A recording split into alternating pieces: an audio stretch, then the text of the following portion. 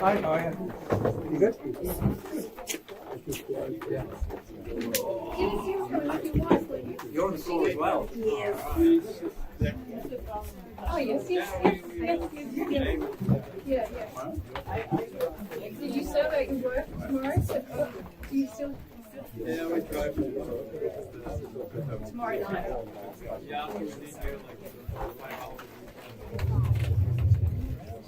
What do you do? You guys work? She will. On Sunday lunch. Okay. Are you like a tour guide, like a biking or is it?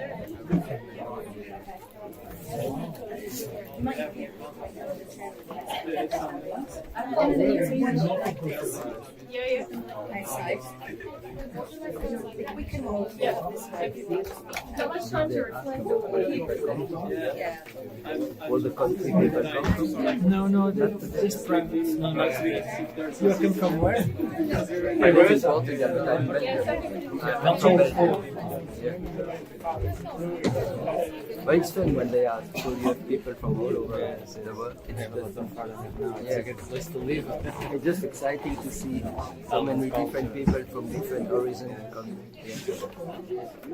Hopefully they get interested. It's when they get personal proof that they get. Can we go and do that? Sit down. Somebody flog your seat? Poor Echo, he was broke in the middle, didn't it?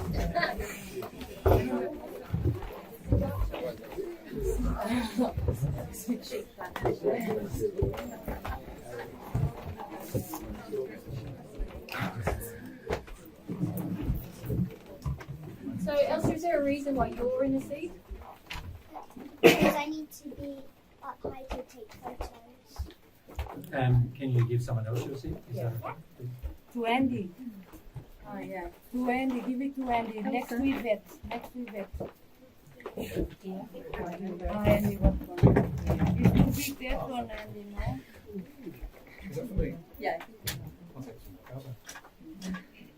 And, yeah.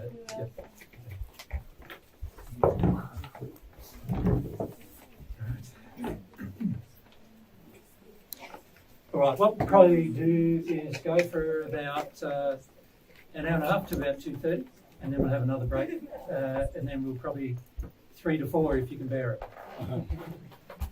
Is that all right? All right, now remember the subjects were, so if you want to start, so microphone needs to just be moved up the back there, right up the back. So your primary subject is? God? Beautiful, I love that subject. What is an entity? An entity is a thing, a person. So perhaps we need to define it in terms of language barriers and everything. So a person's not the right way to call it, because a person would tend to indicate like a human, but we're not saying he's human. He has personality. He's got personality. Right? He's got a nature. She is also self-aware.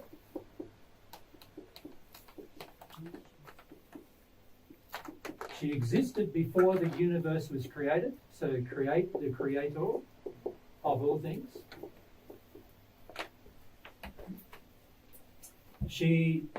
One of her primary qualities is love.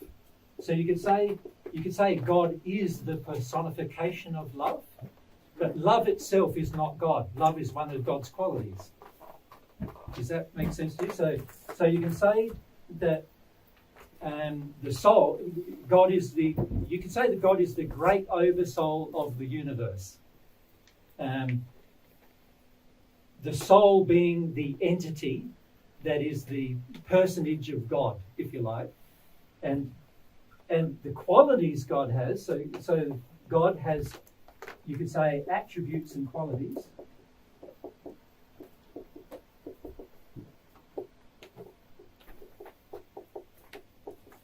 Right?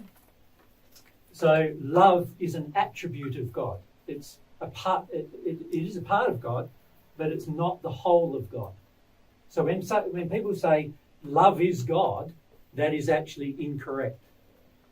Right? But it is appropriate to say God is love. So let me look at those two statements.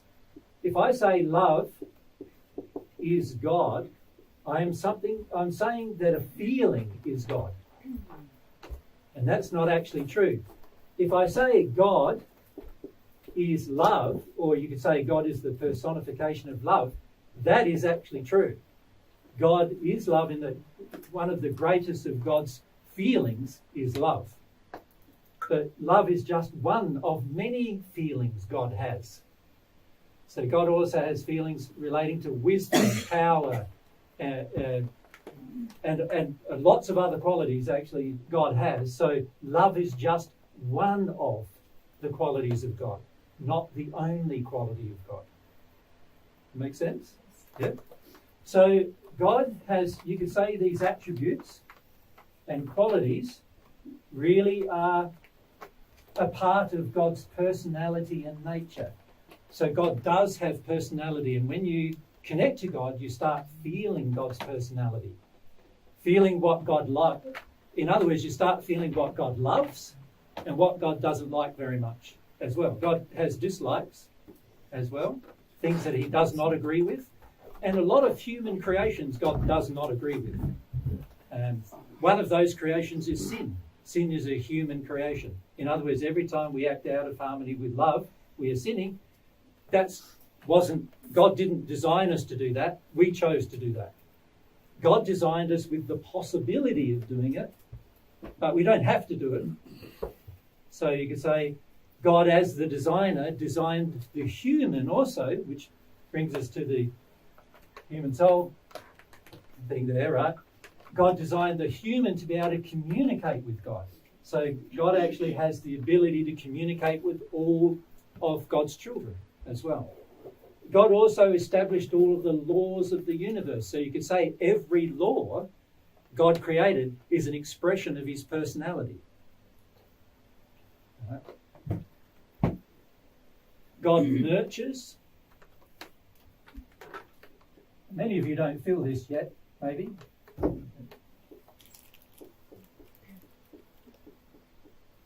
God has compassion for the human condition. God has understanding for the human condition because God created humans. God knows your potential, and also God designed your soul to receive parts of God's nature to yourself, but only if you ask. Thank you. I have a question I'm not sure I'm going to be able to completely express. Yep. It has to do with emotions and God. Let's say going into the emotion, into the sensation. If I go into a sensation so much within that it starts to dissolve, and I can be within with the emotion, and the emotion, staying with the emotion the entire way, and it starts to dissolve into like an expansiveness within. Is that a way to access or communicate with God? Well, let's first, I suppose by asking your question, we need to see the relationship, don't we, between God and the human soul. I'm just going to paraphrase the question for the recording because it's quite quiet. So, yeah. And you can correct me if I get it wrong. But it's basically, am I connecting to God, or is it a way to connect to God if I go within and I be with an emotion fully, kind of like allow it, and then it seems to dissolve into this other awareness? Yes. Is that the right way to say it? Yeah, the fundamental answer is no, it's not God, but it is your soul that you're now connecting to rather than your mind. And it's going to feel a lot different than connecting to your mind. So let's just talk about the human soul a bit. So you remember that those subjects, won't you? We'll drum them into you over the course. Human soul, of which you are one half. What's your sexual attraction? Male. Male. So the other half of you is a male. Right? You're female. You have two bodies. The female. I'll draw you with a dress, just so we can tell the difference.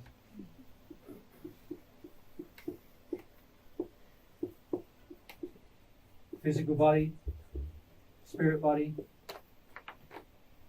physical body.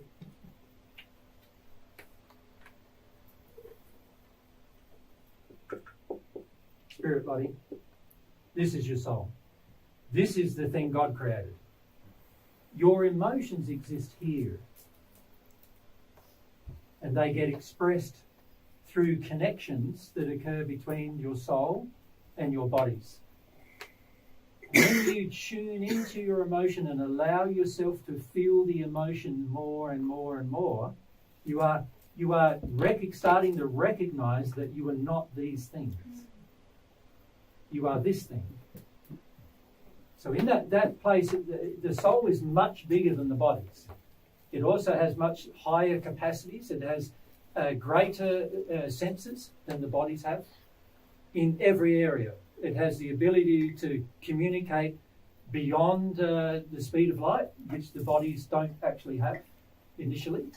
And so when you start feeling into your soul, you will start feeling some of these sensations that are in your soul. So when you did what you described was you connecting to that emotional part of you. You follow me? I do. That is not God. That is you. To God. And then ago, how would you connect to God? Good question. The way you connect to God is by in that space where you're feeling your feelings, you start having a longing to feel God's feelings. And what will happen is that there'll be feelings that enter you from God, which will then you will be able to tell the difference, that it's different to your own feelings. Right? And in that process, that's what we call prayer. Prayer is this longing that you experience, a desire, a passion, a longing to have some of God's feelings enter you. And primarily the feeling of love enter you from God. So it's predominantly emotional rather than I'm praying from my mind. Spot on. In fact, if you pray from your mind, God doesn't hear it at all. He sees it, but he does not respond to it. Thank you. Make sense? Perfect. He sees it because he can see everything that he created. And actually, when you have a thought is also a substance that exits you. In the spirit world, you see thoughts exit people as packages. You can almost see the package. And you can also see sort of like an email package, a thought, that you see other people receiving. And you can also feel in yourself that you're receiving them too. Those thoughts can be transmitted to the minds of other humans, but that's not how humans communicate with God. How humans communicate with God, and God is there's only this one method, and that is you have to be in your soul feelings. In other words, you have to be emotionally feeling, Attuned emotionally, and then desire in that space to have a longing for an interaction with God. That's a prayer. No other thing is a prayer. That is the only prayer that God responds to. Now, there is other longing that the human soul can also develop. So this human soul has two potential forms of longing. One is a longing for love. And what happens with love when you long for it? There is a conduit. It's like a wormhole almost, you could describe it as. But by the way, wormholes are limited to the universe. But it is a conduit. And the way you perceive it as a spirit is like a beam of light that goes way beyond anywhere you can see in the universe, which is from God herself. And you see it as this beam of light coming to the person through their crown chakra when the longing is formed. And this is like a conduit that when you have a longing emotionally, this conduit is opened up and God can transmit emotions, God's emotions, which are mostly love, when you long for love, And God, by the way, God is willing to share other feelings too from God, but we'll talk about those later. But with love being the first one you really need to understand the other things, love is the thing to long for the most. And when you long for it, this conduit opens up and the love flows through the middle of the conduit into you. So it's like whenever you long with your heart, with your feelings, with your emotion, that is what God responds to. The conduit opens up and love will be received. It must be in harmony with truth in order to be received.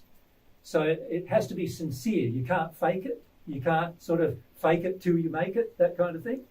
It has to be a real feeling that you actually experience. So that's how you receive love from God. You can also receive truth from God using a different method. Truth from God is God built into the human soul.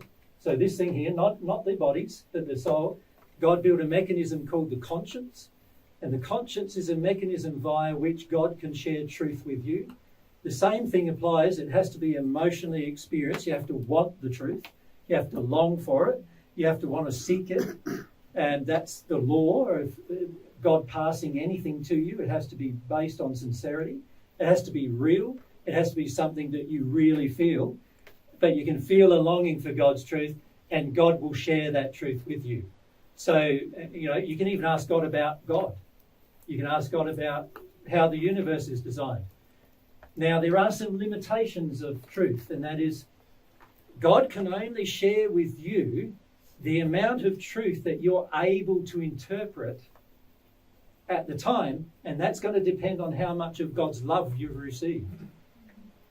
So, a person who's received very little or none of God's love won't be able to understand truths that there are spheres in the spirit world. So the human soul, if I just briefly explain, there's the first 7 spheres of the spirit world. The 6th sphere is the place where the perfect human exists. So when you're perfected as a human, that's where you will live. If you haven't received anything from God, that is also where you will stay. And that human is unable to understand anything that belongs to the 7th sphere unless they've received God's love. All right? If you receive God's love, you can understand things in the 7th sphere that you didn't understand before, because actually all understanding is not intellectual. It has to be emotional. So very important to understand that when you're connecting to that place you mentioned, you're starting to recognize you have a soul. And that's this expansive thing that is very, very different to your mind, very different to your body, different to your brain. And you start recognizing that, and then after a while you can start developing its senses more and more. So the soul has all these senses that, unless you develop them, they will remain dormant. The possibility of having them will be there, but unless you develop them, they'll remain undeveloped. Yep. And one of those senses is how to use the conscience, and the other is how to connect and receive God's love. They're the primary ones needing to be developed for all others to be developed. Does that make sense? Yes. Yep.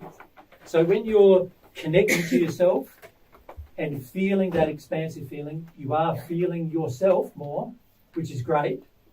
It's not a thing to avoid doing, it's a good thing.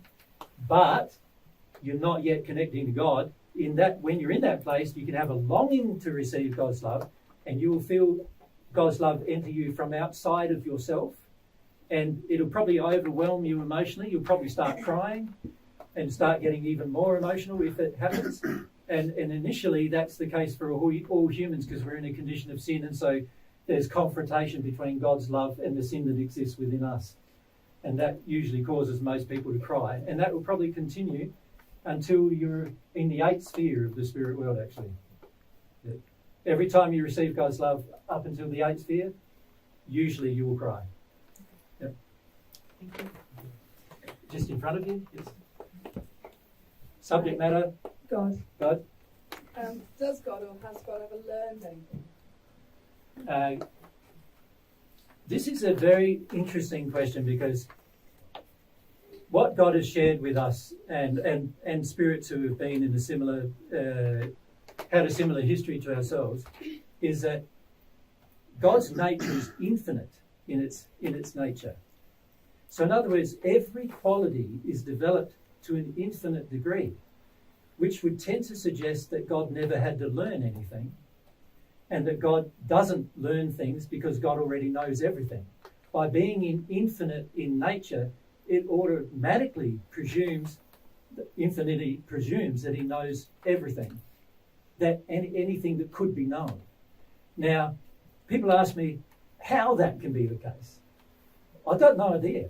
Like the first time he created a human. Yeah, that's right. He knew exactly how to design it. And in fact, there's humans now on 7 different planets, and he created them all the same. And why did he do that? I don't know. He must like what he designed the first time, and then just repeated it, right? Is it like a giant computer model where you can tell every possibility? That's right. God's the greatest mathematician in the universe, obviously, to an infinite degree. He's also the greatest scientist. So everything in harmony with God's also going to be in harmony with maths and science, right? So this is where, when religion tells you, maths and science not really in harmony with God, but that's not true. It's going to be always in harmony with maths and science. But again, there's a lot of maths and science that humans don't know that are to do with dimensional space and dimensional existence and all these things that are purveys of the human soul rather than of the human mind, right? The human mind exists in the spirit body. The human soul is a completely different entity than your mind. And so when you receive things from God, there's going to get to a point where your mind will no longer be able to understand them, but your soul will. So in other words, when you're emotional, you understand them, but when you're intellectual, you won't. Right? Then on top of that, there'll also, because God is infinite, you're finite, there's a whole heap of things, even in that place, you're not going to understand.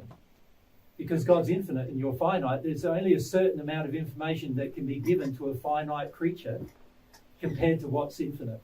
So you also need to come to realize that no matter how long you try to discover more about God, you'll always be discovering more. It will never be something that you will ever say, I know everything about that now. And that makes sense, because if you knew everything about God, you would be God.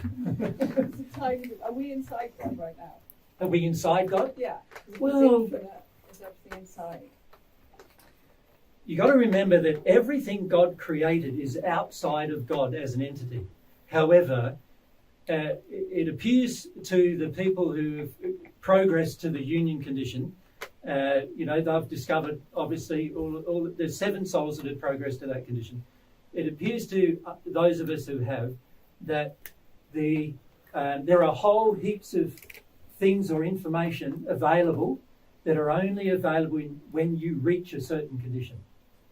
So when it comes to discovering everything about God's nature, it's going to be a progressive thing. And what was the other question you asked? Are we inside God? When it comes to moving towards God, we can't be inside God, because if you have sin in you, right? So pretty much everyone on earth has sin in them at the moment, right? So if you got sin in you, nothing about God contains sin. So therefore, God can't contain you while you're in sin. You follow? However, in terms of physical dimensional space, everything that God created is in different dimensional space than God herself. Because it doesn't matter how many, at the moment we've discovered 36 dimensions. It doesn't matter what you look at in all those dimensions, you won't find God. You'll find parts of God's nature in God's creations, but you won't actually find God herself. So she exists outside of those dimensions. Now, even the creation of dimensional space laws govern dimensional space. So that should also tell us that God is not bound by dimensional space either. That's a scientific truth about God. So there are a whole series of scientific truths about God, and then there's a whole series of truths about like God's personality, God's emotions, because remember God has emotions. There's a whole series of truths about God's emotions and God's creations, God's qualities, of which love is one. But there's an infinite number of God's qualities. Love is the dominant one that God's sharing with humans. But there's other ones of God's qualities. You become aware that God is a personage in the sense that you can communicate, you can talk and receive, talk and receive. But God can communicate with every one of her children, and already there's something like, well, around those children that have incarnated, there's over 600 billion that have incarnated at this stage, and on all the different Earths that have been in the process of handling the incarnation process, of which there's 7. So God's had 600 billion children incarnate already, and God can communicate with every single one of them individually, independently of a communication with another one. God does not communicate to you via anyone else. So the whole concept, the Christian concept that God needs a mediator, some go-between between you and God is false. God has the ability to communicate via the conscience to every child, and the ability to communicate or for you to receive qualities from God, like love, only when the child asks. All right? Truth can be shared with the child whether the child asks or not, ironically. But if the child asks, they're in a state of receiving the truth. Obviously, you can't receive it unless you're really in a state of asking. But love can't be transmitted to the human without asking. Without the human asking. Yeah. Any more questions about God? Some down here. So maybe across the... We'll work our way down. And maybe if I have the other mic down here, we'll start here first. God. It's about God. Yes. Yep. Just need to put the microphone close to you, just close to your chin. Just I on don't the know chin. if it's God. So I wanted to ask from you. At the beginning, I missed something. I wanted that you first, before I really can listen to you, that you introduce yourself. Who are you?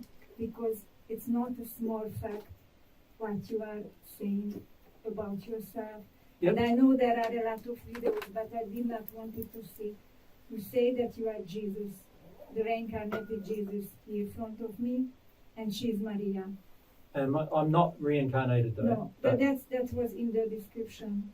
Just I wanted to know from where you are speaking, just to understand, because it's very beautiful what you are saying. Yeah. But for me, it's still now just an intellectual level. But I really wish that you somehow show me God.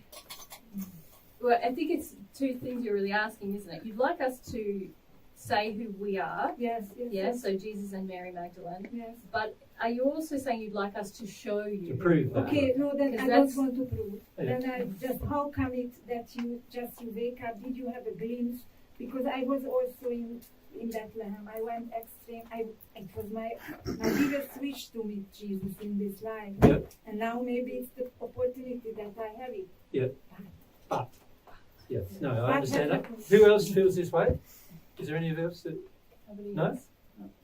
I think most of you are lying actually to yourselves. For sure. You know. Well, I don't know if they're maybe not as passionate as you about knowing, but Yeah. I'm really passionate. Yeah. Nothing else interested me. From where are you speaking? Yeah. Because if I then what? Yep. And I really open myself. Well, no. There's what I suggest is this: as you're not really see, Mary and I can say I'm Jesus and Mary's Mary. We haven't reincarnated. What's happened is we've connected to two bodies. We've gone through this process a second time. The first time it was automatically, just like it has been for all of you now. But the second time, you make some decisions doing this because you're in a union state and you're conscious of this state and you make some decisions. So for Mary and I, around we reach this condition of union in the soul union state where both of us consciously reached union at about 1935. So we're talking just less than 100 years ago. We waited for a group of other souls to reach the same condition, which took until 1963. And once that happened, we all decided, there's 7 souls totally, 14 people, who all decided to come back to Earth. Now, I can say that, but in the end, there's going to have to be some evidence, isn't there, for people to believe it. Yeah. Now, there's 2 ways to obtain evidence. One way is by obtaining evidence from God about that. The other way is by waiting until Mary and I can provide enough evidence. Does that make sense to you? One way is that you can talk to God and say, is that true? And receive information from God about whether it's true or not. You can also receive love from God, like I've just explained in this process. And through that love, you can receive the truth about who we are and whether you should even listen to us. You could even do that. I wish to listen. That's why I must say I not totally understand what you're saying, but I feel it, and that is more important. Now I feel the beauty you're speaking to me. Yep. That I appreciate. Yeah. So, but see, what I'm saying though is for you to have enough evidence in your heart to actually do what we're suggesting to do with your life, that requires quite a lot of faith, doesn't it? That what we're saying is true. Yes. So I agree with that. Now, there's 2 ways you can obtain that evidence. One is from God herself directly. Mm-hmm. The other is by waiting until we present more evidence. Okay. But the problem with waiting is that, let's say it takes another 15 years for us to present. Mm-hmm. We've already presented 15 years of evidence already, more than that. But if we, let's say, for there to be enough evidence for you, it might take another 15 years, and then you've just wasted 15 more years waiting. So what we would suggest is that you do this thing, connect to God via the desire for love from God and via the desire from truth from God, connect to God, and then God can inform you now or over the next few years whether we are who we claim to be. And in the process of doing that, you can then come to trust us more now, not wait until we've presented enough evidence to sort of establish our proof or that we are who we claim to be. Does that make sense to you? Yes. Now, some of you will choose to wait, and I get that, It's probably not what I would do, because in the first century I had the same to make decisions about what did I want to connect to God or not. And my desire was connecting to God's better than doing anything else. So I might as well go ahead and do that. And then I had to discover, how do I connect to this God? How do I feel God's love? How do I get truth from God? And I had to learn these attributes of the soul, the conscience by which you receive truth, and through the Holy Spirit receiving love. I had to learn them for myself. And I didn't have anybody claiming to be Jesus, although there were some other people claiming to be the Messiah when I came to earth. But I didn't have anybody saying, he's Jesus and I should listen to him. I had to do the discovery of these things myself. And this is what I'm recommending for you guys to do now. Don't delay that. Don't put that off. Even if you have some level of mistrust of myself and Mary, don't put off the experiment of discovering who God is. And would Mary love me also if I would love you? What do you mean? What kind of I love? would like to know the deepest of your love. Well, If I would fall in love in Jesus, would you love me? I would love you, but But would he you probably wouldn't. what kind of love yeah, are you? it wouldn't reciprocate that Okay, love. that I- Yeah. Yeah. See, No, that I wanted to ask. the kind of love Mary and I have is a soulmate love. Yes. So we are But halves. the problem with me. Well, you're not my soulmate. That's why. You have a soulmate somewhere else. You think that we are just a band. Just what? Sorry? one soulmate. So nobody Yeah, no, else can. we definitely just have one. Okay. Just have one. Okay. Yeah, yeah. So No, so that I wanted to understand. so your It's a romantic concept for me, so that Yep. I can understand. yep. that So I can so follow. your romantic interest No, should it's not romantic. should be towards your soulmate, Okay. and your desire for God should It's be just towards an God. example. It can happen. Sorry. It can happen. God can do everything, so it can happen that okay. What just what want can this happen? to What can happen. happen? It I can know, I happen can- that you feel deep love also towards somebody else. That I wanted to ask, how would Mary reply in that place? Because just I really want to understand the love what you are speaking. Yeah. So it's very. Would she be jealous or something? It's not romantic. I just wanted to understand the love that you are speaking. How much this love tolerates. Well, Mary and I are one person. Yes. We're one soul. Yes. So I would question as to why you feel that you would need to love me and not love Mary. I would not. That's right. Yeah. So why would she then be? No, I just wanted to know from where do you answer this question. I really don't want to better more. Thank you very much. You understand? Thank Yeah, you. I think I I really understand. don't. No worries. Yeah. Good. Any more Back to about God? Manu. Manu? Yep. So Manu's So I wanted to ask, yeah, about God. Yep. I have a few questions, but one would Just be. hold the mic, Yes. thanks. One would be, like you're saying, like, where, God is everywhere. No, Everything. no. No, okay. God is not in the universe. Okay, so, and where is the universe? Well, the universe is the universe has been constructed. The universe that has been discovered so far, I should say, too, is constructed in such a manner. So now we're not asking questions about God, but we do need to know. Because I need to understand where. Okay, so if God is not everything, because what I would believe myself. Yeah. Because I understand this connection to your soul, and through that you Yep. can connect to truth and love and God, because Yep. it is one line to the source. Yep. From Microphone. from the emanation of the light, like you say, this conduit that comes to. Yep. It connects. Is no barrier Yep. except physical barriers, mental barriers, spiritual barriers, and this. But it's like it's from the same source. Yep. Material. Let's say. So all the matter of the the- universe the came from God matter- too. Yeah. Okay. And what I mean is like this matter would be still particles or part of the only thing that exists, which is God. This is how I would feel it. Yeah. No. God. The matter Because is. otherwise, where is it? If he's not in. Well, if you inside listen to of my God. answer long enough, so everything God has created is not God; it's God's creations. God existed before God created anything. So, Where? well, if I knew that, I'd be God. But God knows where it is, right? He does, but in terms of understanding it, requires a huge amount of ability to receive love to the point where you have as much love as God has to understand how He came into existence in the first place, or if He even did come into existence.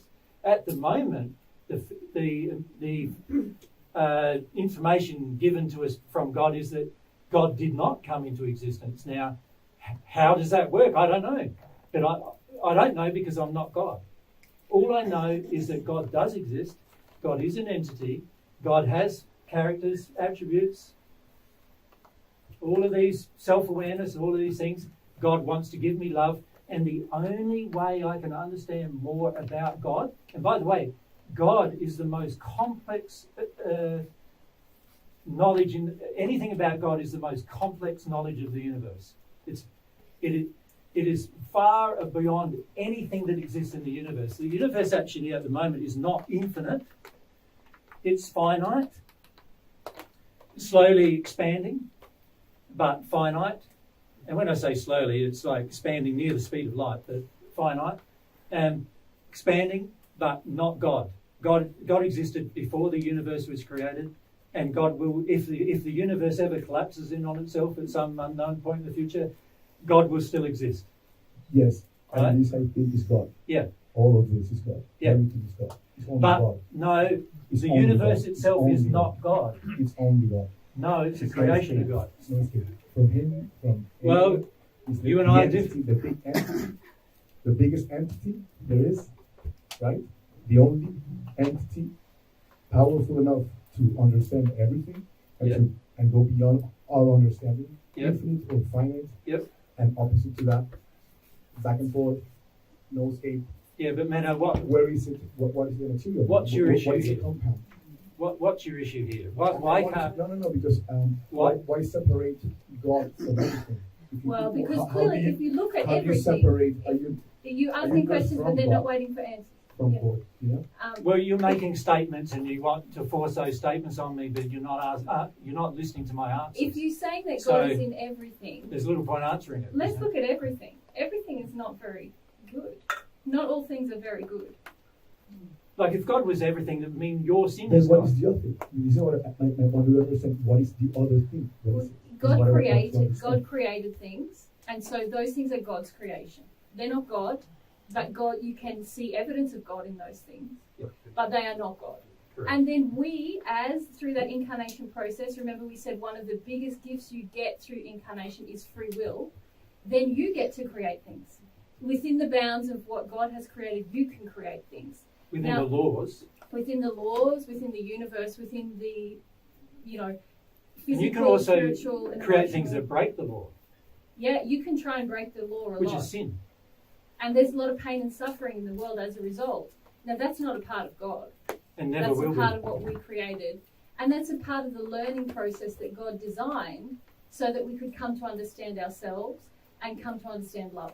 And what's the name of this space? This is what they want to understand. What is the name of that space that is not God?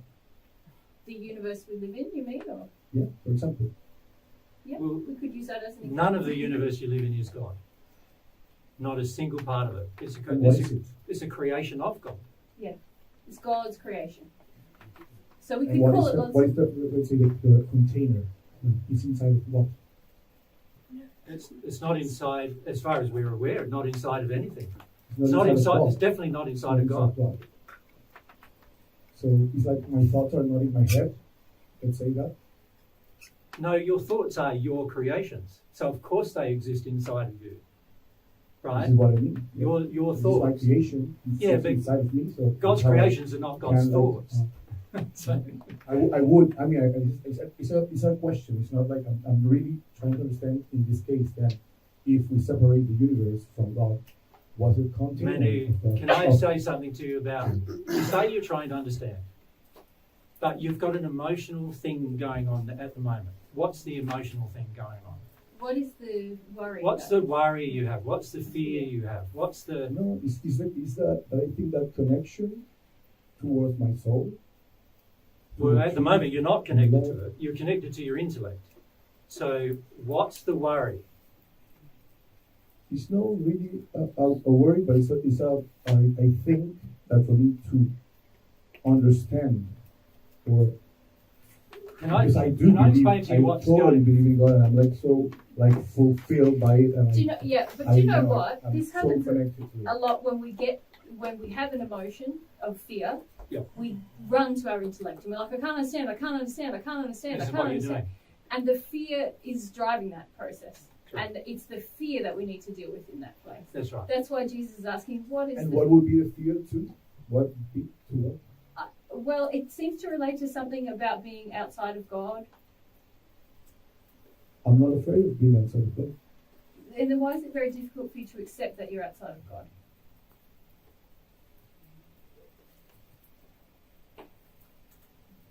Conceptually, that's quite Yeah, conceptually worrying. would be maybe it would be like Can, conceptually I would in the concept of God I would include, like you say, my creations are my ideas, and I can think as a extension of His love, her love, the love, because we are connected through But you have to create that line that you connection. connected, it is there. It is to everyone. But this is no. This is where you not everyone. And we're going to have to take the mic off you. 'Cause you're Sorry, not, you're not listening. What is just other place there? But you're just not listening to any answers, so we're going to have to. But I just need the answer to where is this other place? I've- Is what I'm trying to ask. I've already answered those Answer that questions. question. The universe. Universe. That's the question. That's the answer. Yeah, you could call it the universe. It's just God's creation. But it's not God. It's not. It's not inside of God. It's not a part of God. It's what God created. Just like if you create a car, it's not a part of you. It's not inside of you. It's a separate thing to you. And for some reason, emotionally, you're very blocked to this concept. Yeah, I think maybe I'm not getting through my real question. This is maybe what's happening. I cannot express it what I really mean. Yeah, I think it's very common on earth for people to be attracted to the idea that we're all within God and everything is all good. But often No. we want that to get away from how bad things are really going. And we also want to feel that we are alleviated of the conscience of our own sin, and we are not. Yeah. So all the things you create in your life, they're not God. They're not a part of God. They're not even a part of you, a lot of them. So even your sin is not a part of you. It's an extension to you. It's something that you bring to yourself. It's something that you pull inside of you, but it's even not a part of you because you can release it. You can let go of it and it's gone. So, the reality is every one of your creations, the majority of them are not you, just like every one of God's creations are not God. Yep. So that's the answer to your question, whether you want to That's the answer. accept it or not. No, that's the answer. Okay. And we come down To Jose? to Jose. Yeah. Okay, so if we are talking about receiving information from God, so when we receive information from God, Yep. how do we know it was from God? A very good question. And because I already received information from God the first time, Yeah. and I was puzzled for many months until I found you. Yeah. But then also received information from spirits, and I believe, it's from the spirit. Now, how can I be fully sure that when I feel it's from God, it's from God? When Yep. I feel it's from the spirit, it's from the spirit. Yeah, so now this question is not really about God. It's really about you, the humans, or you could say it's about the human soul. Okay. So how can the human soul, you, the half of you, Yeah. work out whether you're getting something from God or you're getting something from somewhere else? It's a very good question, isn't it? Because you want to make sure that you're getting things from God rather than from someone claiming to be God. Because there's actually lots and lots of spirits in the spirit world claiming to be God. There's even people on earth claiming to be God, right? So you want to make sure that when you are receiving information, it comes from the right source.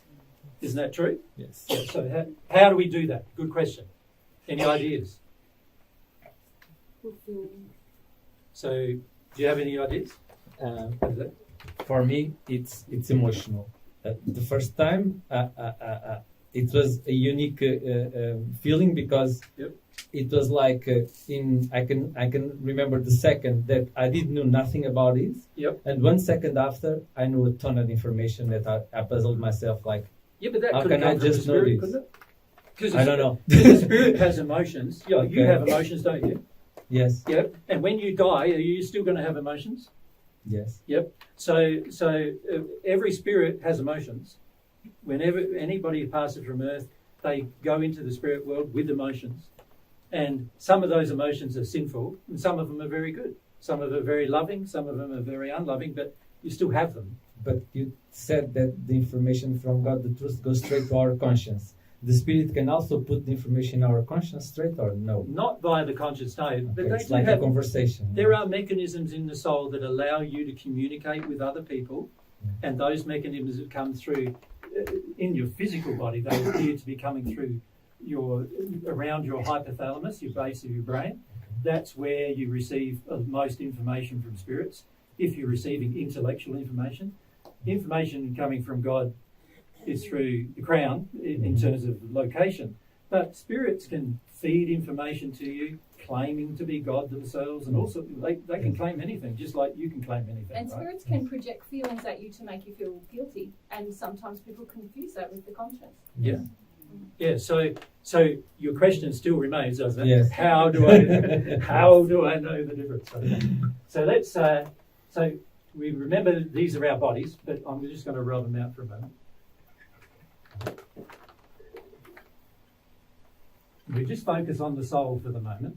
So this is our soul. I'll draw that in the middle, I think. In fact, what I might do, I think I want to leave got stuff there. So here's our soul, of which your attractions are? Feminine. Okay, so your soul nature is like this? Yes. Yep. So obviously there's half of you somewhere. Yes, I already met her. Yes. You already met her, you reckon? Yes. That's how it started. That's how it all started. Yes. Okay. That's how all this mess started. Is that right? Yes, exactly. And so this is you. So your soul can receive information from any source. So you can receive information from natural sources, like information about trees, like from the tree. Your soul has the capacity to analyze substances and understand them, but it's a part of its ability to absorb information. You can receive information from other souls, like, so me, somebody else, anybody, and it doesn't matter where they are. They can be in a dimensional plane, it's called the spirit world, or they could be here. You can still receive information from them. You can also receive information from the great oversoul, God, right? The universal creator. You can receive information from God.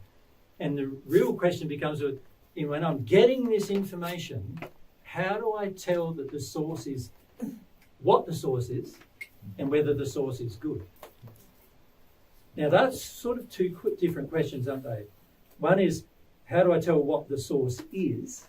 So, in other words, we're trying to locate who or where we're getting the information from, right? And then the other is, how do I know the information is good for me? Because there's a lot of information getting passed back and forward on this earth and in the spirit world that is false. So how do I work out what is more likely to be true than false? Emotionally, what you feel?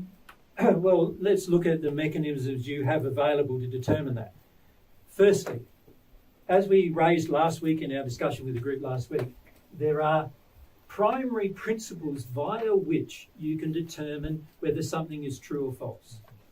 So it's to where it inclines you to go. So if it inclines you towards love, it inclines you towards truth, it inclines you towards faith, it inclines you towards humility,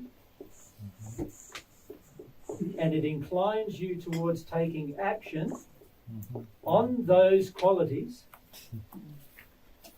not just sitting there and going, let's learn more about faith, but you never ever do anything about it. You want to learn more about love, but you never actually take actions in harmony with love. Not that, but actually inclines you towards saying, Jose, take some action about love, take some action about truth, take some action about being humble. It inclines you towards that. Then you could say that the source is good. Yes. Not God. Not God? Good. Good. Maybe. Not God. Good. It's interesting that good is one more word than God. It's just a human construct, right? But the source is good. It's motivating you in the right direction. Now, if the source is good, then can you see straight away a part of your problem is solved? Yes. Isn't it? Because the biggest problem you face in your life is if the source isn't good. Now, if the source isn't good, then there's going to be issues you face. Now, to give you an example of resolving whether it's good, if somebody, who knows where this information comes from, that somebody, might be Mary convinces me, or it might be you, Jose, convince me, or it might be a spirit that I can't see trying to convince me something. And if they're trying to convince me that I should not be emotional, now that's against the law governing humility, because a part of humility is feeling your emotions and not dumping emotions on other people. That's a part of humility. So if I'm getting encouraged to sort of detune from my emotions through some kind of teaching, it's also against what I wrote on here with the human soul. The soul is constructed to be emotional. It's also against my connection with God, because I've said God has emotion as well. So it means if it's against emotion, then I'm not going to be able to receive God's emotions either. So if they're encouraging me to take action to resist emotion, then the source is bad. And it doesn't really matter where it comes from. It's bad. So it could be I've gone to the doctor and I'm say to the doctor, Doc, I got problems. I'm having all these emotions come up all the time. And I feel like crying half the time. And I feel like I can't hold down my job. And I feel like it's really confusing. Can you give me a pill, which they call nowadays an anti-depressant, right? Can you give me a pill, which is really a depressant in the sense of it keeps you locked up without emotion? Can you give me something to stop these emotions? Now, if the doctor agrees with you and says, yes, Jose, I'm going to give you that, then your request of him is not good, and his response is not good. But if the doctor said, Jose, you've got some psychological issues going on for yourself, we need to help you deal with your emotions, good source. We can be positive that this person has got my good intentions at heart. It doesn't matter whether he's God.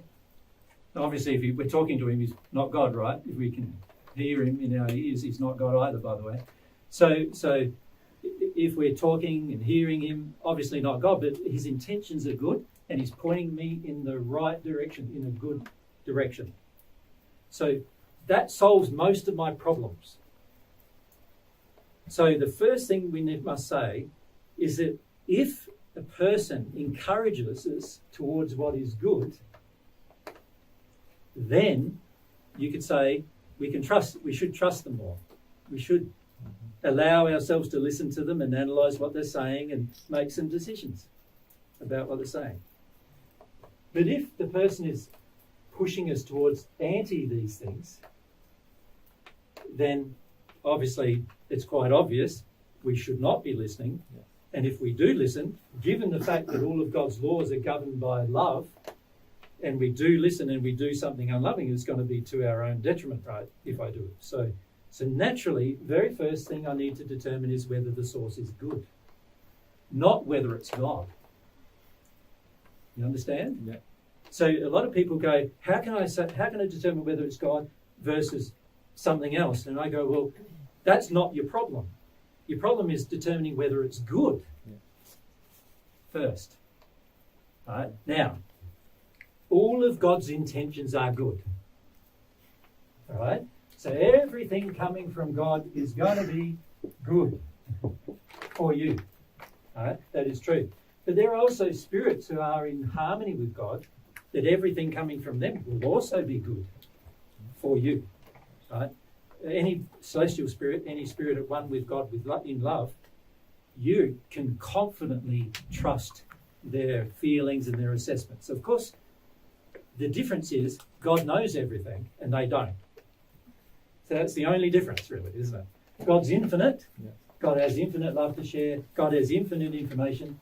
And anyone who is also good, whether they're on earth or in the spirit world, they have finite information to give you. But it will still be good for you. You follow? Yeah. So that's the very first thing. Analyse by the quality of the information. So really what I'm suggesting there is look at the quality of the information. Examine the quality of the information. Is the quality of information in harmony with these principles, these fundamental principles that are going to help your life? If the quality is in harmony with those principles, then consider it more deeply and consider it emotionally, not just intellectually. Consider the feelings involved in it as well, because you can trust that the source is good, right? So let's say now we've worked out whether the source is good. Now we've only got 2 or 3 potential sources of this information. One is God, right? Second. Being the infinite source of good. The other is a spirit who is a limited source of good. The other is a person on earth who is a limited source of good. They are the really only options we have, aren't they? In terms of where the information is coming from. It doesn't matter so much what information is coming from where at this point, but if we really want to know, what did we say the mechanisms of the soul were? We've got one mechanism, which was the mechanism to receive truth, which was called the conscience,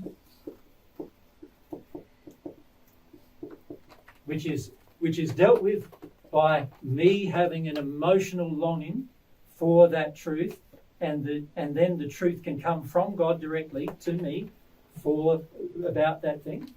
The other is the other connection we've got is the love connection, which is based on the link with the Holy Spirit, right? So you could say the Holy Spirit is the other connection, which is by which we give love. Now, the interesting thing about these 2 connections is this. You can ask God directly, did I get that from you? And he can at the same time as confirming it truthfully, give you some love to confirm that it was from him. And then you'll know. But of course, you've got to be sensitive emotionally to that. So you've got to have a few experiences with God first before you'll know that's God. But every time you get information from God, it usually overwhelms you. It's more than what you can handle because he's got more to share with you than what you can handle. Right? So it's going to overwhelm you emotionally. And you can get confirmation through those 2 mechanisms that it is God. Right? Okay. Now, spirits can't confirm, particularly through this method. Can they? No, They can't give God's love to you. So you know this whole idea that people sometimes have on earth of, I'm sharing God's love with everyone. No, you're not. You're sharing your love with everyone. It's not God's. God doesn't work through a human. So when we receive truth from God, we also receive love at the same time? Not necessarily. You have to long for it, remember? Yes. Yeah, but if I long for love while I'm longing for the truth, then I'll receive information through both sources. Yes. Then I know it was God. Yes. If I'm only receiving the truth but not love, now there's there's the conscience mechanisms via which I can receive truth, but there's also these other connections that the soul has to just receive information from everyone else. Okay. And after a while, you'll be able to tell the difference between those 2 sensations. But initially, maybe not. As long as the information is good, it really doesn't matter, right? Yeah. But if you're worried about it being about God, well, then ask for more of God's love, and then you'll be able to tell. Yeah, that is very easy to distinguish. It's very easy. Yeah. The consequences after. But the truth, it was a bit more confusing for me because I think sometimes I receive truth. Yep. And from spirits, right? Maybe. Good spirits. I was not sure. Maybe good spirits, because I was like in doubt. Okay, I'm not sure this is from God. Yeah. They were loving and truth and faith, so they checked all the 5, but I was not sure it was from God, and when I received the Holy Spirit, it's really like there is no doubt. There is no doubts after all your talks, because for many months it was a complete puzzle what happened to me. Yeah. For more than 6 months, I was just confusing. Because I think I received truth from God and then Holy Spirit, and then I read like more than 100 books, nothing until you appeared. Yeah. And then, link. I understood what happened to me. Yeah. Okay. And this is the way you can tell. But it's if your addictions are involved, now it gets a lot more complicated. Yes. See, I can think something is love, but it actually not be. An example of that is whenever you think your wife loves you, when she gives you that feeling, you're a great guy. Yeah. So that's not actually love. No, not at all. No. That's actually meeting an addiction. So if you could feel her love for you, she wouldn't need to tell you you're a great guy. You would feel that she feels you're a great guy, right? And also, if you're not a great guy and she feels you're one, she's got some problems, right? So if you're like not very nice to your children, or you're not or you're not honest with other people, and she would say to you out of love, she would say, you're not being honest. And that's going to make you feel like you're not a great guy. You just, someone's telling you you're not being great, And she's actually going to be loving you in that moment. Mm-hmm. So when you receive love from a person, it's not always going to feel good for you, particularly when you want your addictions. Mm-hmm. Right? So this is where it gets more murky. You've got to be really honest with yourself about your addictions. If your addictions are that you want to get things from people and not face truth, God's truth, then now you think what they give you is love, but it's not actually love. And anybody who does that is not good for you. They're bad for you, actually. Anybody who wants to meet your addictions is actually bad for you. But the average person on earth thinks, you meet my addictions and it's good. The average person believes. So now you have to start to be able to determine, don't you, what is actually love, what is truth. So that becomes a more complicated issue when you're facing your own addictions. Yep. So this is why Mary and I have shared with many, many people for many years about dealing with their addictions. Because your addictions are like lies that you tell yourself, and they are lies that you want to attract from others. And these lies, you want them to be true. So you have a psychological bent towards them being true, because you want them to be true. And this is where it gets very dangerous, because many spirits are happy with you telling yourself lies. They're also happy telling you lies. And most people on earth are happy with you telling yourself lies, and are happy to tell you lies too. And you see it in every situation. It's like, we were in a situation this week, a guy saying he really likes us and the next day hates us. You know what I mean? So an example of someone falsifying their love, right? Not really very loving. Because no matter what you do to me, I'm still going to love you, right? But if you really love someone, that's how you feel. I've had people murder me and I still love them. The first century, a lot of people murdered me. They're my best friends, well, good friends now. I still love them. They had to go through things, but still love them. Yeah. But Jose, if you have a spirit come along, or God, if you're wondering, if this God comes along and tells me, you shouldn't be with this woman, you should be with that woman. Which is actually what happened to you, isn't it? Yeah. Does that sound loving to you? Someone who's encouraging you towards understanding your life better? Understanding yourself, understanding your sin? No, on that time when that happened, I will not say it was exactly like that, but maybe, yeah. But what happened is that I shared 100% everything that was happening to me with my ex-wife. Yeah. 100%, and she was not able to cope with that truth. The fact that I loved unconditional some other person for her was completely impossible, not acceptable. Yeah. And for me, I shared that. I didn't understand that at all. So because I didn't even know that person, almost, right? So it was like someone that I didn't know, and then I love unconditional, like I love my body, like I love myself. And I took many months to discover what was that. Yeah. And so... And that's a more loving process, isn't it? The honesty part of it is loving. But I guess we see people who are told, you shouldn't be with this person, you should be with that person. But really... I was told like that by a woman also. But God is not really in the business of switching relationships for you. God wants you to understand you, understand why you're in the situation you're in, and work through that in a loving way, which you would honest, which is a part of being loving. But it doesn't necessarily mean that there's God. Because also when we love someone, it's not, unless we've received a lot of God's love, it doesn't mean that we love everyone equally immediately. So if we have a feeling of loving someone immediately, that can often be spirit also influenced. Love takes time to develop. You need It's to not know magical. someone to love them. You know, you can have a regard, like a human ethical regard for everyone equally, but to really love Jesus, I have to know him very well.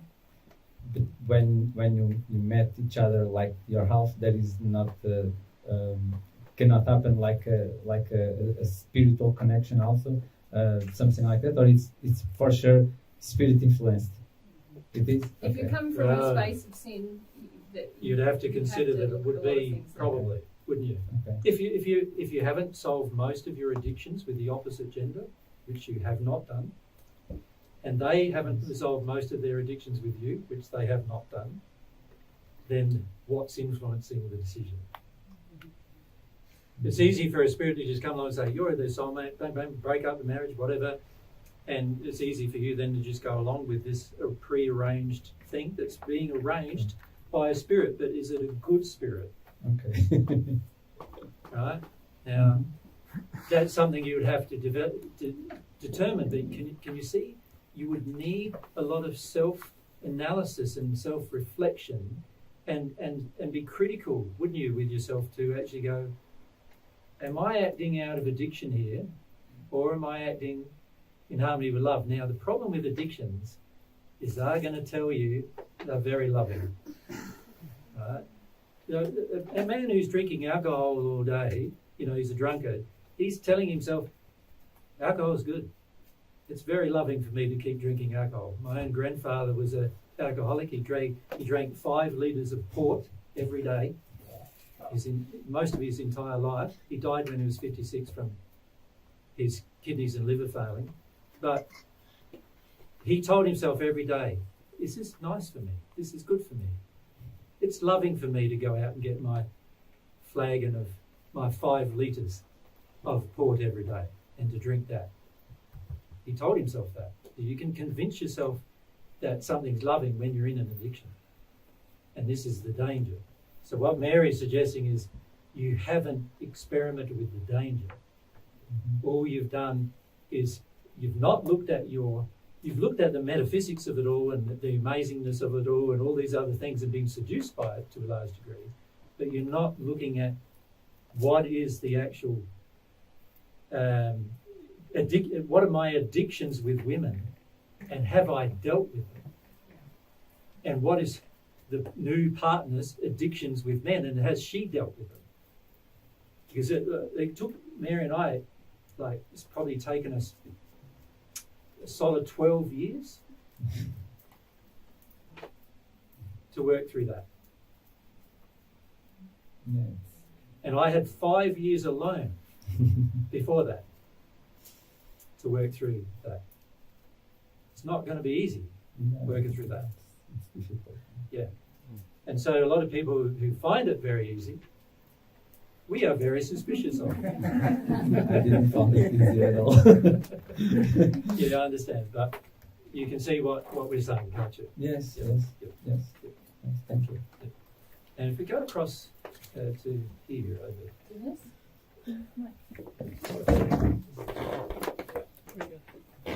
Okay. Hey, thank you. I'm very happy to ask you questions. And my What's question, yours about? It's I think human soul. Human soul? Yep. Yeah. Good. For a person that's very intellectually driven, something like drugs like mushroom, LSD, plant medicine, ayahuasca, can it be a useful tool to get insight of its own soul? I'm asking this because unfortunately, I understand. Yeah. Where are you coming from? I'm just smiling because there's this fashion to call it plant medicine, and I just think that's kind of funny. That's it's not really medicine. I give this plant medicine too, right? Yeah. Anyway, and the direct answer, no. Now I can elucidate, explain. further than that. The direct answer is every time you use a substance in order to get an emotional connection, you're actually avoiding emotional reasons as to why you can't get a connection without using substances. So when you do that, there are high levels of danger, spirit danger from spirits, whenever you do that. So what I mean is this, and can I give you my personal example? I was in a state when I was 33 in this life where I was totally shut down to all of my emotions. I was just in my head the entire time, right? So I understand how frustrating it is for somebody to tell you you need to connect emotionally, and then at the same time you feel like, but I'm in my head all the time. Like I need some help to get out of my head, or it's just there's a high level of frustration generally when you're told you need to connect emotionally, and then on the other hand, when you're so focused on your intellect and so focused on being driven by it. Right? So I understand the frustration, but no matter how high the frustration, I would not recommend taking any substances to overcome it. There's a lot of reasons why, but let's look at the influences upon you. When you take a substance, you are now opening yourself to other mechanisms occurring that are not good. And these, in particular, are spirits who like you to be addicted to substances, and who also like to gain a connection with you by using the substance to have a connection with you. These spirits often have a sense of power, they want control, they want dominance over the person. There's all sorts of things that they might want in this interaction with you. And if you're taking the substance, you're going to be far more prone to that influence. So while it may have the effect of opening you emotionally, it's not going to be your emotions that you're opening to. It's going to be theirs. Because internal to your own soul, if you're blocked to your own emotions, that blockage remains. And there's no physical substance on earth that can unblock you from your own emotions. It's like the lower hierarchy. Correct. If you look at the hierarchy of your own self, you've got your soul, which is where the blockage to your emotions exists. And then you've got your two bodies. In the spirit body is your mind. That's where your mind exists. And then in your physical body, you've got the brain, which is just responding to the mind. And there's a silver cord that connects your bodies together that allows the mind of the spirit body to transmit information to your brain. And then a fair portion of your brain is only used for the control of your physical body. So in other words, it's used for your physical body's brain, primarily used to control your physiological functions, your nervous system, your cardiovascular system, your lymphatic system, your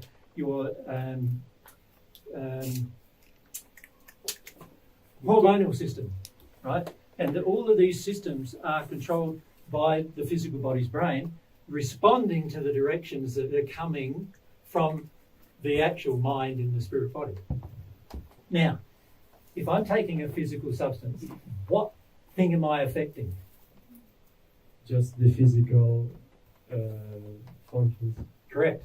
That's what I'm affecting. And when I take a drug, the way in which I'm affecting them is I'm enhancing some and detuning from others. And that allows a higher level of spirit interaction. In other words, a spirit taking control of my body. So I go through an experience. An amazing experience. Thinking that it's mine. But there's hardly any guarantee at all that it's mine. Because I'm already detuning from my emotion in my soul. And that's where my soul has emotion. Right? So if I'm intellectually using my spirit body's mind to suppress the soul, the emotions of the soul, how can a physical substance have any effect on my spirit body or on my soul? You can only have it through an experience, which is what the spirit is giving you. So in a way, it just makes you more sensible to these kind of experiences. But well, I'm not a regular user, and I don't. Well, I would It recommend was just out of not using it curiosity. ever at all. But last time, this is what the message I got is like. I actually could see that it's a very dark situation, just immensely dark.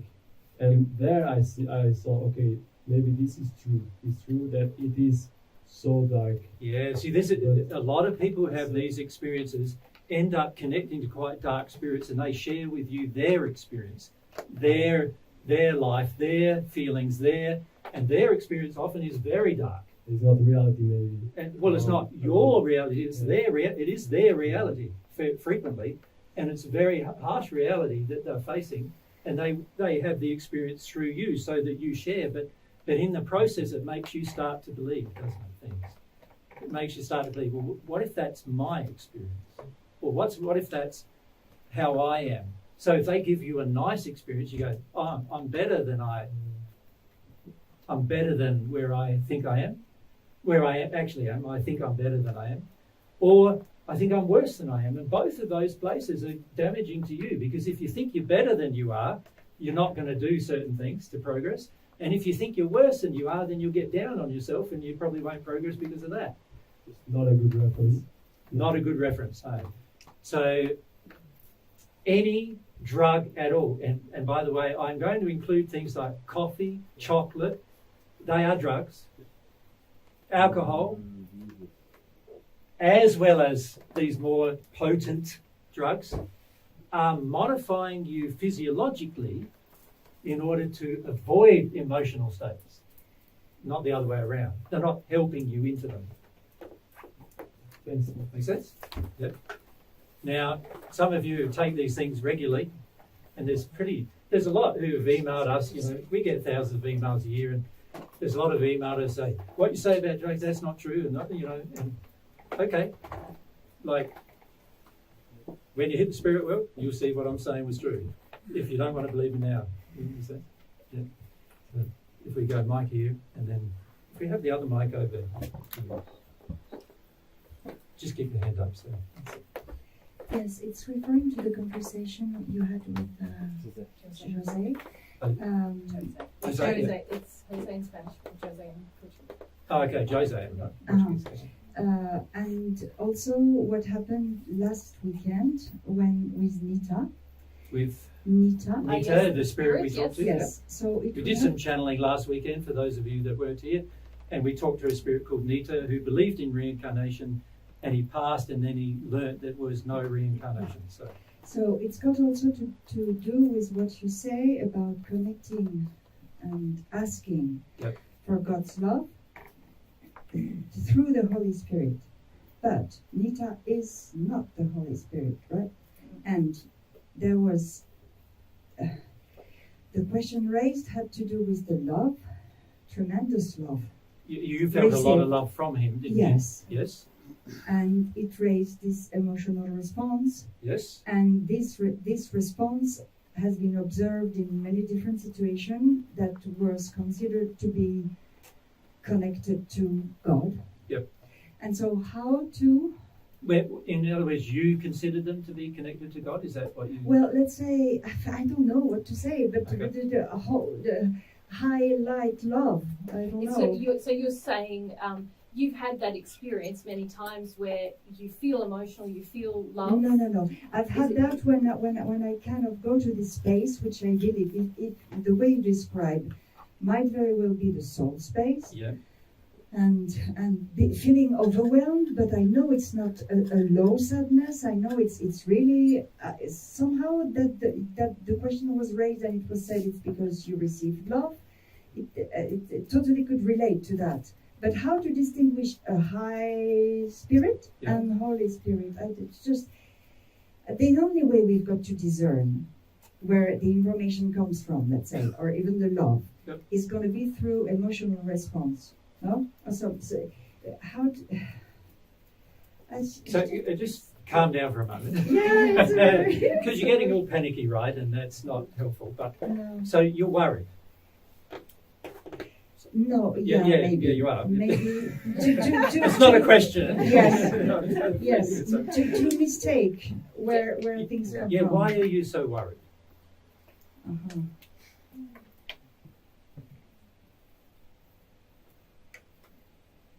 Because there is a true urge for a connection with God. Yeah, Yeah. but And then there's all another you reason just why you're said- worried, though. There's a belief you have about God that causes you to be worried.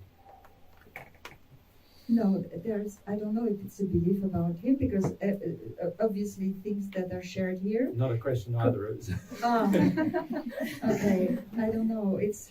There is this great, if I put it like that, there is really this great urge.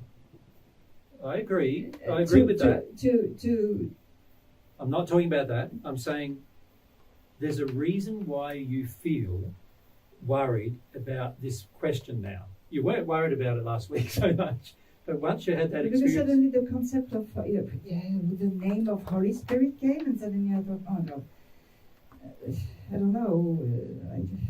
Am I getting it wrong? What? Is it am about I getting it wrong? Is what you're worried about. What if I get it wrong? What if I get it Yes, wrong? something like that. But it's also because a lot of things that are shared here Yeah. use some words, and there is this need to really stay totally open, not to get blocked by some ideas that could be behind those words Inside of In yourself. your history. Yeah, I agree. something I agree. like that. So But it's What- got to do with his question. How do I discern that I receive? well, it's actually not to do with this question. Oh, okay. It's to do with your fear. So let's first deal with your fear, because your fear is going to stop getting the answer to the question. Yeah, but to be wrong. Yes. You're afraid to be wrong. Yeah. Right. So now let's look at how Not to be most. connected to the right source, as it can take many variations, but What does the average person feel about God? You think of all the education on the planet about God. What's the education on the planet say about God? That is very punishing. He's like a great big driving. Yep, you. What else? What is it to say? If you get something wrong, you're going to get hammered, to the point where some religions teach you do something wrong on earth and you'll be forever tortured. yeah, but I feel this is no longer valid here. Really, those maybe they were. I can never. No, I'm saying you wouldn't have your fear unless it was valid. You see, what a lot of people feel is that they feel like, oh, I left the Christian faith, I left the Muslim faith. The belief about God that they had is not what I have anymore. But it's mostly all happened in the mind, and there's all this emotion still there about those beliefs generally. And what I'm saying is, one of the emotions is you're afraid that if you do the wrong thing, that you won't be treated kindly. Now, for you to have that feeling, we have to bring you back to your childhood. You understand? Which tells me that there's unresolved feelings in your childhood where you thought you were acting in harmony with a good thing, and you got punished by either mother or father, and in this case, father, right? Yep. So that feeling then causes you to feel like this feeling is still inside you. It's been ignored for years and years and years because you thought you're over it. But when we start talking about the concept of God, it starts coming up in your questions. So that says that it's still there. It's still inside of your. So if you think of your soul as a container of emotions, the experience of your childhood of getting punished for doing what you thought was a good thing or what you trusted, and this experience has left its mark on you, and it's leaving your mark on you with regard to your relationship with God. That's why the fear exists in relationship to God. Now, unless you address that particular fear, you'll find that fear drives what you're sensitive to from the spirit world. So when Nita gave you some love, you were very open to receiving it, but also it challenged some of this grief you have in yourself from your childhood experience, because it contrasts to that grief, and that is what made you cry in that experience. Now, that also says that there are emotions inside of you that you need to let yourself have, that you think you're over, but you're not over. You understand? Mm-hmm. Now, those experiences are not God. And this is where you start getting confused. Well, I'm having this overwhelming emotion. I'm starting to cry. I feel quite overwhelmed by his presence, the Spirit's presence and everything. And yet, he wasn't, as you correctly said, he's not God. He was just giving you his love. Now, his love is pretty good because he's a ninth sphere spirit, and he's received love from God to get to the ninth sphere. So his love far exceeds anyone you've met here. Do you know what I mean, on earth, in terms of the love he has for you. So naturally it felt overwhelming. But also it's going to trigger inside of you feelings that you can feel that are in disharmony with that love. One of which is you're worried about getting punished for mistaken things, for doing things mistakenly. Right? And that's still there inside of you. So this is the soul containing some feelings that your mind has told you, because it's convenient for your mind to tell you, you're over, but you're not over. And this particular experience triggered that, and that tells you you're not over, that feeling. You want to believe you're over. Why would you want to believe you're over something rather than being over it? To avoid dealing. To avoid dealing with it. So that also tells you that this feeling is quite strong in you. You see, because it's something you've tried to tell yourself you're over. So it has to be a very strong feeling driving your desire to think you're over something when you're not. And that's the thing to examine more than anything else. So it's not really a question about God. It's really a question about, are you going to continue to tell yourself you're over things that you're not over? Now, everyone on earth, particularly people who go into spiritual pursuits, are very determined to use the spiritual pursuit to get over things, rather than go through the emotional experience to get over things.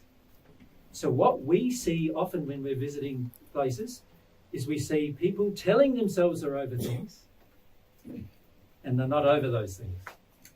No, I'm very well aware of the avoidance that can be used with spirituality, and really consciously trying not to go this way. But so I'm glad to receive this information now about this. And, so just allow the experience is telling you, emotionally you're not over it, so that also tells you where to go. It also tells you what to do. I need to re-examine my childhood on a more open in a more open space, and I need to find the truth of my childhood to find the source of these feelings that I have. Because it's really come up, hasn't it, as we've started to talk about God and the direct connection with God, and God being an authority. And so then there's a worry that surfaces of like, who am I connecting to? But as Jesus said, it's very much related to obviously some authority in your childhood where you felt you were well-meaning and you were punished in some way. So then can I still ask this question about once you receive love from Holy Spirit? How do you know? We will feel a great difference between the two experiences. Anything you receive from a human is going to be far different than anything you receive from God. So but I mean, overwhelm? It will be more overwhelming than Nita's love. Way more overwhelming than you're prepared for at this point. And yet this overwhelming with Nita revealed a wound, so how do you know that the overwhelming doesn't reveal a wound? It will, it definitely but it will be far more overwhelming than the experience with Nita. Okay. God's love will... You may cry for days. Yeah, until you're at one... That I have already. Or weeks. Yeah. Yeah. until you're at one with God, every time you receive God's love, it will expose a sin or a wound within you. That's a part of the love. It's an act of the love. Yes. To reveal those things. Okay. Yep. Good. What's the time? Yeah, it's time. It's 2:45. Time for a break, eh? Yeah. Should we have it now in a quarter of an hour or so? Mm-hmm. Good.